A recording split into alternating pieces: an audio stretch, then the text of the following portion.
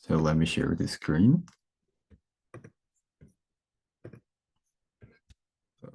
Is all good? Yes, we can see your screen. So good afternoon. My name is Jin from Korea.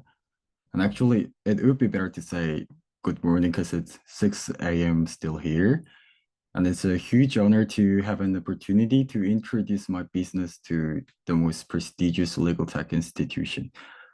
We are fans, and we make an AI chatbot, LowChat, to find high-quality judicial precedents for Korean personal litigations. So between these two words, most ordinary people are familiar with the word on the right side. However, there is a limit to the search of judicial cases with everyday terms used by the public, not the legal experts. This is the result of putting Korean daily terms into the judicial case search system. From the two search engine systems on the left, there are no results at all, and the right one returns irrelevant cases. In fact, it is almost impossible for non-expert individuals who are not familiar with legal jargon to search for high-quality cases on their own in Korea. And the reason why searching for cases is problematic for the general public is that many individuals sue without attorney's help. Here are the statistics on personal litigation. And in Korea, 72.7% of civil cases and 45.8% of criminal cases did not hire a lawyer. In other words, there are 4.2 million litigants who sue alone annually. So we built a solution to let non-expert people find similar cases easily by using the natural language processing model. Dr. Kim will elaborate more on these algorithms.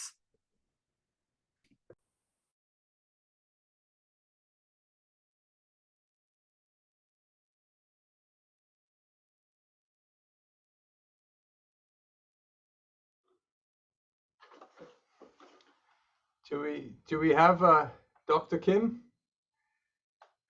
Oh, sorry. Oh, sorry.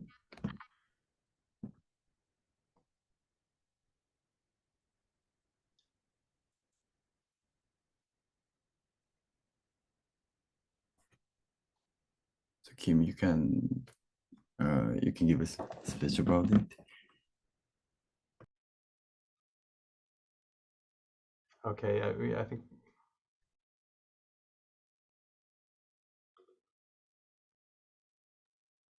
Hi, I am Dr. Kim in South Korea, and our model is the transformer-based big bird model. So our models skill to search from the largest DB is crucial. So we prioritize applying the big bird model optimized for transformer encoder. And we will plan to implement LLMs like Llama 2 and next year. So in this case, we focus on the Korean language model, which is fine-tuned with this transformer-based model. And the first time, the people require the answer from the large database about in the sentence example is that the previously pronounced the final judgment, and this large database answer about the ranked results about from first to 5 answers from this AI architecture. So, and the people can receive these retrieve the optimal results. Okay.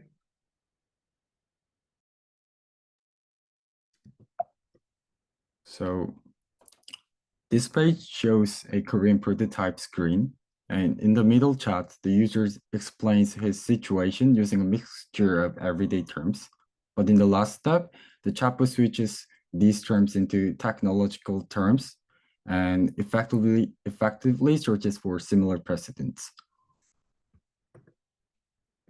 Currently, all caseload search services in Korea target experts, but fans have several differences and comparative disadvantages because they target ordinary people and pro se litigants. We segmented the market into TAM, SAM, and SOM, and we classified pro se litigants in the civil field as the SOM market. In fact, when we surveyed 243 solo litigants, 92.1% demanded improvements in the case search system, and we were able to get answers about the amount they can pay for the low chat service. So fans will provide direct service to pro se litigants through a B2C model, and users will pay a subscription fee and be able to use the low chat service. Fans aims to achieve 2.4% paid market share in the SOM market and $1.85 million in sales in the first year after launch. So Fans ultimately aims to be a one-stop legal care platform. We will expand our offerings with low chat to cover everything from pro se litigation guidance to expert mediation services, so litigants can handle their lawsuit from A to Z on fanslaw.com. Our pro se litigation guide site has already been on operation for 6 months, and we could attract more than 4,900 users. So we have a team of 6 individuals working on this project, including myself as a CEO, along with the design, legal, and development teams. We have also entered into an MOU contract with an external development team to collaborate on developing natural language processing models. Lastly, we are collaborating with a big law firm in Korea as well as Korea's first legal tech company. We hope to receive insightful feedback from CodeX experts and keep in touch with networks after today's meeting. Thank you. Great, Jin. Thank you so much. So I have a couple of questions. So first one, so initially I thought you were using the LLM for case retrieval. And then I was wondering like how important case retrieval is for a pro se litigant, when much of it is like, just, filling out forms and things like this, like much more to a pro. But then I think towards the end of your presentation, you said, well, you actually want to have a holistic solution for pro se litigants that lets them go through the whole lawsuit. Can you talk a little bit more about, what the different aspects are, and then where LLMs specifically play a role, and where it's just more like, a better workflow and translating complex concepts into human understandable version? That's my first question. And then of course the evergreen question, like how do you navigate the unauthorized practice of law kind of situation? I mean, I suppose it's just about information sharing rather than legal advice, but I assume it may be a similar question in Korea as in the US. So first of all, LLM models is used in low chat, in the service of the low chat only, and the low chat is aiming for finding a low case for the pro se litigants. And actually, like, there are a lot more things that makes the pro se litigations become hard for the non-expert people.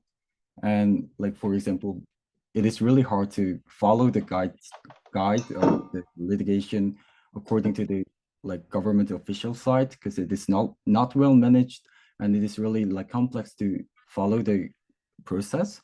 So like beside like with the low chat service, we also operated the pro se litigation guide site to the litigants, and we just like we do not use the like professional languages to explain the process of the litigation. and also we can make them to easily like find what case they are like in. And also like as people want to, even though people want to connect it to the experts like patent lawyer or something like that. So as they do not have enough information about those experts, we also preparing for the mediation platform to connect the litigants and the experts in our platform. So in a nutshell, I think that I can say that the LLM model is used for the low chat service, which finding similar low cases by analyzing the semantic similarity, and the others are for the holistic litigation process. Got it. Okay. So Peter's asking, is there a Korean version of WordNet? Okay, so yeah, actually, though I'm not the expert of the natural language, but as I know, there is a Korean version of WordNet, and it is really it is convenient to use that the WordNet of Korean, as I know. Got it. Okay. And then Sally is saying, do not pay. You may be familiar with that company was facing a class action lawsuit in the US. Can a platform like this provide legal assistance through a chatbot without any restrictions in there? Yeah, actually, like it can be like also in South Korea, it'll be a restriction if I suggest a legal assistance and like replace the role of the lawyers and be paid from that. But actually, like actual legal assistance that we perform and the point that we replace the lawyer is about the like is on the process litigation guide site and the mediation platform, and as we do not be paid by that services, and the low chat is actually not on the restrictions. Okay, so yeah, I think I mean, you probably have to run that same line, right, between what's legal advice and what's legal information, right, which so many providers have to do, and that's sometimes a tricky line to wander, right? So anyways, Jeremy's saying, I'm not sure if I understood whether Logic translates prose user natural language into expert language. Are you simply relying on the large language model to do this for you, or doing prompt engineering? So actually we to elaborate about the process of Logic again. So when the user explain his own situation with the sentence of mixture of the everyday languages, we analyze the semantic meanings of the sentence, and we calculate the semantic similarities of the case law in our database, and then we suggest the case laws that has high similarities on semantic meanings. So, and the next question was that. Oh, Katrina, yeah. So do not pay should it's more a comment. Do not pay should partner with an ADA client on a claim to get some action in a courtroom. It's a different approach. Yeah. I'm not sure, Katrina. Can you elaborate? You can.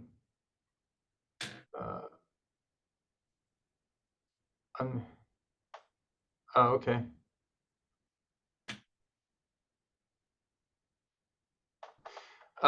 Okay, yeah. Well, that might be.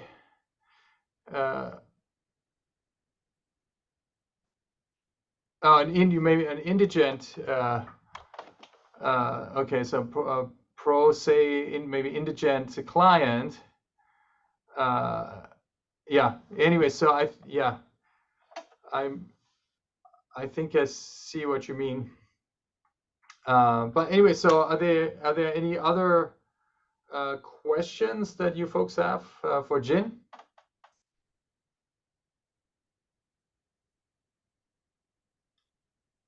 What's the status? Okay.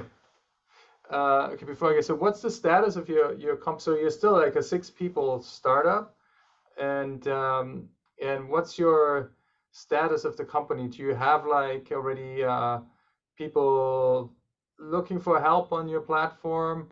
And what sort of, can you give an update on the business too? And Jenny, what's the business model? Are people paying a subscription, or they pay a per question fee, or how does it work? So we operate this with subscription fees, and like among the 3 services we have, like litigation guide site and the mediation platform and low chat, we only make a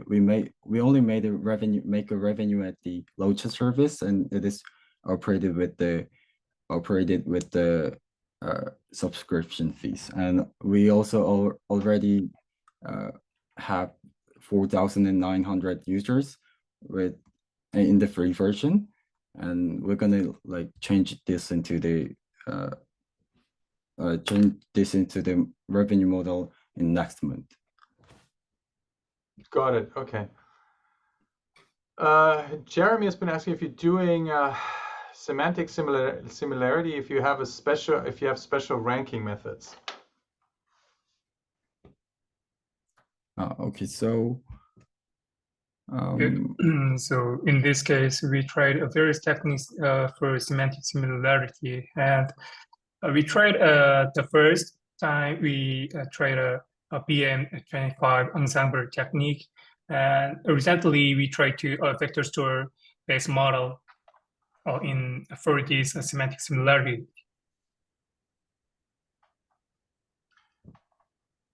Got it. Okay, thank you. And Scott's saying, yeah, can this be used in other languages, in other countries, or does it only work for the Korean legal system? yeah.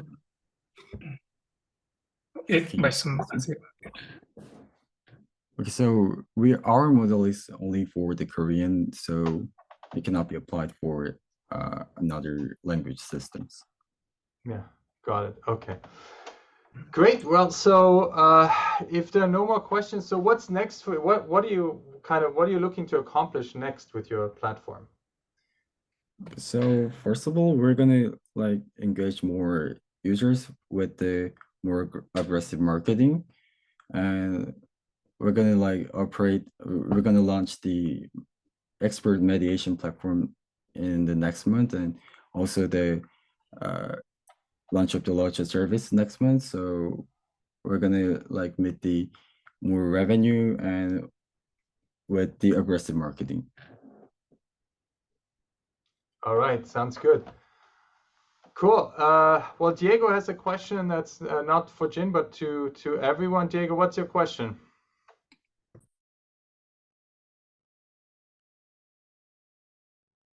I think you should be able to unmute yourself, but. Hello, everyone. I didn't know it was possible to unmute. It's just a general question on your views. Do you think there is like a competition technology-wise between large language models and computable contracts, in the sense that they might be trying to achieve the same solution from 2 very different perspectives? Or do you think they are complementary, or just 2 different technologies that achieve different stuff? Yeah. Well, that's a very deep question. I don't know if Pierre Loic is there, because he's been like studying exactly that question. I think, our thinking at the moment is that, large language models are great at some things, but not so great at other things. And because they're not deterministic, you cannot be sure if a computable contract was actually interpreted correctly. If a claim you submitted, for example, to an insurance, was handled correctly automatically by a large language model. And so you need at this point you can leverage the large language models in our thinking to create a computable contract, and then you need a human to verify that it's actually created that contract correctly or translated it from a natural language contract into a computable version correctly. And then there's also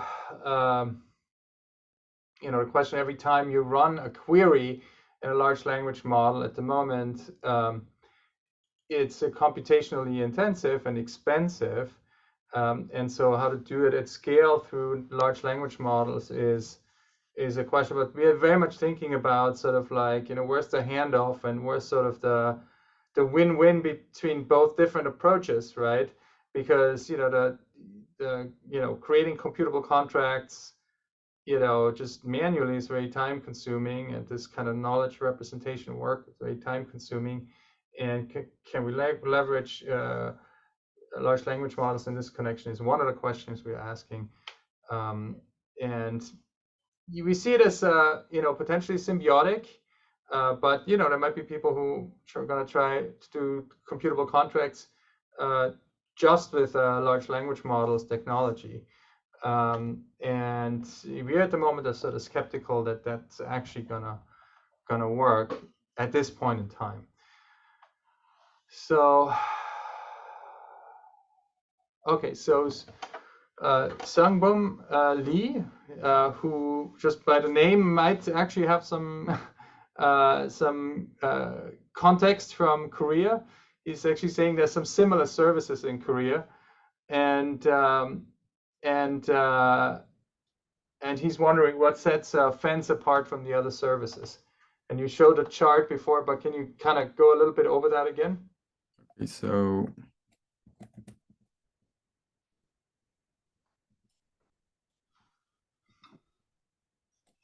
so first of all, there are of course some differences in the functions, but the major differences compared to the other services is that they cannot read, they cannot understand the they cannot analyze the semantic similarity, and they're focused on the experts and lawyers usage. So in terms of using, used by the non-professional people, it is there is a significant difference between defense and the other services.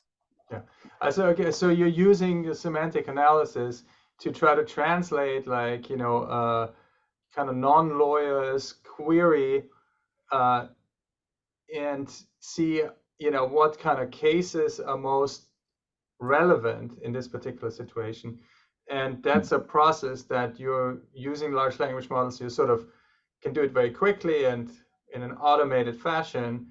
And it's sort of kind of replicating what lawyers would do, right? With the other platforms, they're using human lawyers to guide people in the right direction based on their legal training. Yes. Okay, cool. All right. Awesome. Well, this has been a great conversation. And Jin, thank you so much. We appreciate you staying up all night and sharing your startup with us. And we wish you best of luck for making it a big success in Korea. And it's always interesting for, I think, people from other places to see what people do in different countries and how they leverage these new technologies and the use cases they're working on. And I think that creates, this like a sort of a cross-fertilization of ideas that's happening on a global level. And so really appreciate that people go through the effort of like getting up or staying up all night to share with this CodeX group. So very much appreciate you.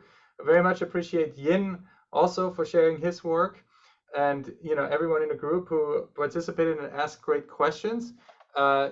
Jin and Yin, if you could like maybe put like your contact information. I don't know, you may have shown it already in your last slide, but perhaps you can put it in a text again. So if people had like any follow-up questions, then they can reach out to you directly. And yeah, great start of our 23-24 academic year, and we'll keep you apprised of our next session. It might be next week, might be in 2 weeks. And as always, we send out October 5th is October 5th is our next session. We'll send out an announcement on who will speak, and if any one of you has something new to share, or a presentation to share, it could be a startup, it could be an academic paper, or whatever you do in legal innovation, please let us know, and we'd be happy to have you present to this group. And so, yeah, thank you all for joining us, and we'll see you next time, and come to the hackathon if you're interested. All right, so bye-bye, and thank you very much.